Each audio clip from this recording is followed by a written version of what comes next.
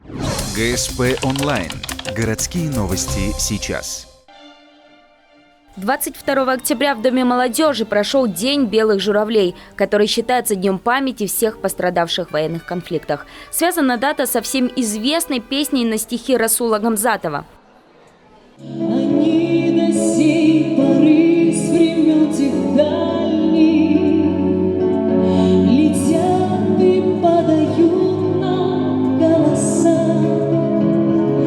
Не потому так часто и печально мы замолкаем, глядя в небеса. В Ухте отмечать этот день стало традицией. В зале ежегодно собираются подростки, которым рассказывают об истории и символике памятной даты. Направить детей именно на то, чтобы они знали, помнили этот день, что этот день мы не забываем. Все-таки этот день считается днем памяти солдат, погибшим во времена Великой Отечественной войны. Также каждому пришедшему дарят белого журавлика, сделанного в технике оригами.